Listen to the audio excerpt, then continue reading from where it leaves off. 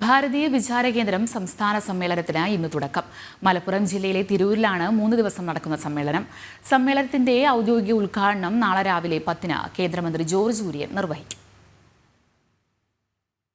ഭാരതീയ വിചാരകേന്ദ്രം 42ാം സംസ്ഥാന സമ്മേളനമാണ് മലപ്പുറം ജില്ലയിലെ തിരൂരിൽ 3 ദിവസങ്ങളിലായി നടക്കുന്നത്.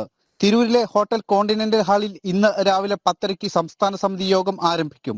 തുടർന്ന് ഉച്ചയ്ക്ക് ശേഷമാണ് പ്രതിനിധി സഭ. സമ്മേളനത്തിന്റെ ഉദ്ഘാടനം നാളെ രാവിലെ 10 മണിക്ക് കേന്ദ്രമന്ത്രി ജോർജ് കുര്യൻ നിർവഹിക്കും. ഭാരതീയ വിചാരകേന്ദ്രം ഡയറക്ടർ ആർ സഞ്ജയൻ, പ്രജ്ഞാപ്രവാഹ് ദേശീയ സംയോജകൻ ജെ നന്ദകുമാർ തുടങ്ങിയവർ പങ്കെടുക്കും. നാളെ രാവിലെ 10 മണിക്ക് സംസ്ഥാന സമിതിയും പ്രതിനിധി സഭയും നടക്കും.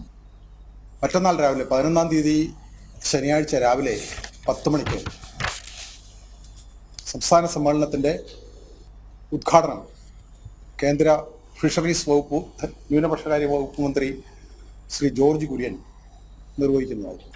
അതിനുശേഷം രാവിലെ തന്നെ പ്രജ്ഞാപ്രവാഹിൻ്റെ ദേശീയ സംയോജകൻ ജെ നന്ദകുമാർ കൾച്ചറൽ മാർക്സിസം അരാജകത്വത്തിൻ്റെ പ്രത്യയശാസ്ത്രം എന്ന വിഷയത്തെ അധികരിച്ച് സംസാരിക്കുന്നുണ്ട്. 3 ദിവസങ്ങളിലായി നടക്കുന്ന പരിപാടിയിൽ വിവിധ വിഷയങ്ങളിൽ പ്രമുഖർ സംസാരിക്കും.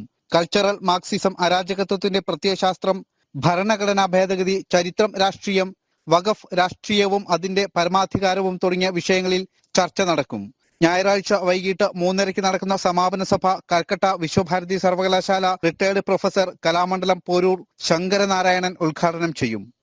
ജനം, മലപ്പുറം.